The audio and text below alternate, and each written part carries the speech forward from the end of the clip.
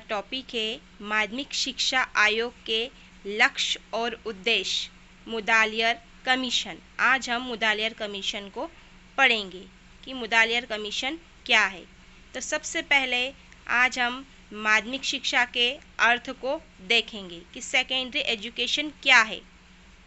जैसा कि नाम से स्पष्ट हो रहा है, मध्य की शिक्षा, बीच की शिक्षा, प्रारंभिक शिक्षा के बाद और उच्च शिक्षा के पहले दी जाने वाली शिक्षा को माध्यमिक शिक्षा कहा जाता है। आपको माध्यमिक शिक्षा का मीनिंग क्लियर हो चुका होगा। अब हम देखते हैं कि माध्यमिक शिक्षा क्या है, यह क्यों उपयोग में लाई गई। तो पहले हमारे यहाँ पर सिर्फ 2 शिक्षा चलती थी, प्राथमिक और उच्च। लेकिन स्वतंत्रता प्राप्ति के पश्चात शिक्षा के जो नियम थे उसमें बदलाव लाने के लिए माध्यमिक शिक्षा आयोग का गठन किया गया। तो भारत सरकार ने 23 सितंबर 1952 को माध्यमिक शिक्षा आयोग की नियुक्ति की। डॉक्टर लक्ष्मण स्वामी मुदालियर की अध्यक्षता में माध्यमिक शिक्षा आयोग की नियुक्ति की। इसी कारण इस आयोग को मुदालियर आयोग भी कहा जाता है। और इस आयोग का क्या उद्देश्य था, इसकी नियुक्ति क्यों की गई थी। तो यहाँ पर इस आयोग के द्वारा शिक्षा में बदलाव लाने के लिए बहुत सारे सुझाव दिए गए कि हम शिक्षा को किस तरह से बदल सकते हैं। तो सबसे पहले हम देखते हैं कि इन्होंने कौन कौन से सुझाव दिए थे। इसके कुछ प्रमुख सुझाव भी है। आप पहला देख रहे हो, माध्यमिक शिक्षा के उद्देश्य, माध्यमिक शिक्षा का ढांचा, पाठ्यक्रम। अगला है पाठ्य पुस्तकें, भाषा का अध्ययन, शिक्षण प्रणालियाँ या विधियाँ, चरित्र निर्माण की शिक्षा। ये सब पाठ्यक्रम के अंतर्गत लाने की बात की गई। परीक्षाओं का मूल्यांकन, अध्यापकों की प्रगति, प्रशासन की समस्या, मार्गदर्शन, अध्यापकों की प्रशिक्षण की बात आदि प्रमुख सुझाव इन्होंने रखे। तो आज हम इन्हीं सुझावों के अंतर्गत जो माध्यमिक शिक्षा के उद्देश्य और लक्ष्य थे उन्हीं के ऊपर डिटेल में जानेंगे कि इसने क्या क्या उद्देश्य दिए। तो पहला उद्देश्य है जनतांत्रिक भावना का विकास करना, व्यावसायिक कुशलता का विकास करना, व्यक्तित्व का विकास करना और नेतृत्व के लिए शिक्षा देना। माध्यमिक शिक्षा के ये 4 प्रमुख उद्देश्य थे।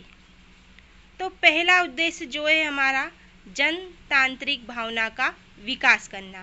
पहले हम इसे समझते हैं कि जनतांत्रिक और प्रजातांत्रिक क्या होता है। मतलब जनता के द्वारा जनता के लिए शासन। तो प्रजातांत्रिक नागरिकता का विकास करने के लिए सर्वप्रथम हमें बालक का चारित्रिक विकास करना पड़ेगा। इसी से ही वे समाज की व्यवस्था में योगदान दे सकेंगे।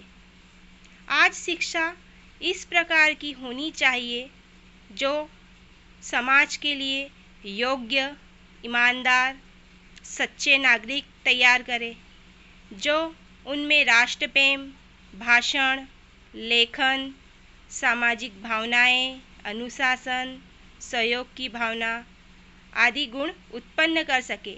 इस प्रकार की शिक्षा होनी चाहिए।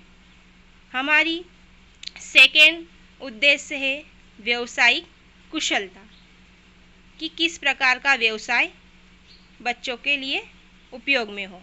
तो माध्यमिक शिक्षा कहती है कि छात्र के विकास के लिए व्यावसायिक निपुणता के विकास पर भी ध्यान देना चाहिए। उन्हें काम के प्रति आस्था का भाव जागृत करना होगा। आत्मनिर्भरता और प्रगति तभी संभव हो सकती है जब वे किसी काम को मन से करें।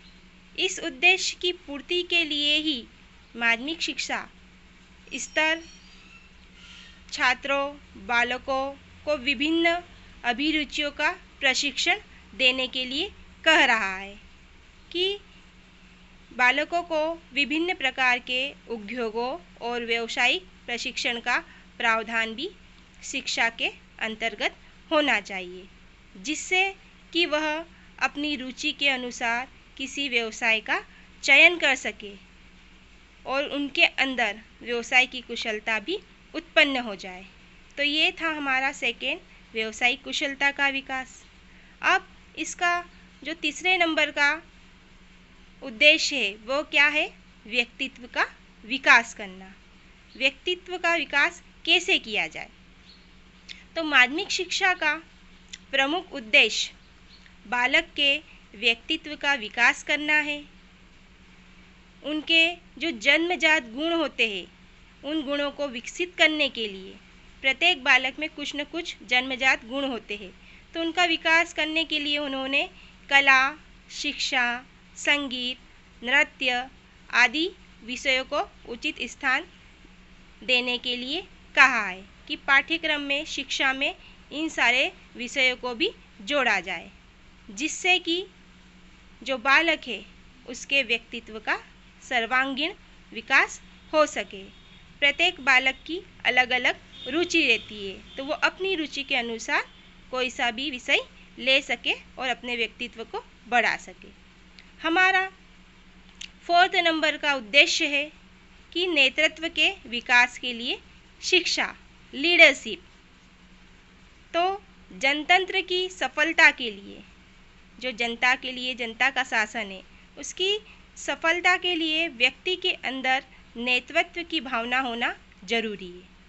अतः माध्यमिक शिक्षा का उद्देश्य छात्रों में नेतृत्व के गुणों का विकास करना है, जिससे व्यक्ति आगे बढ़ सके। तो शिक्षा के अंतर्गत नेतृत्व के गुण की शिक्षा भी जोड़नी चाहिए। तो आज हमने माध्यमिक शिक्षा आयोग के अंतर्गत, मुदालियर आयोग के अंतर्गत उनके प्रमुख लक्ष्य, प्रमुख सुझाव देखे। आपको ये जो टॉपिक है आपके लिए बड़ा इम्पोर्टेंट हो सकता है, ये हर बार परीक्षा में ज़रूर पूछा जाता है। तो प्लीज़, आई होप आज का टॉपिक आपको पसंद आया होगा, और यदि पसंद आया है तो प्लीज़ वीडियो को लाइक करके जाइए। बाय बाय, कल मिलते हैं नए वीडियो के साथ।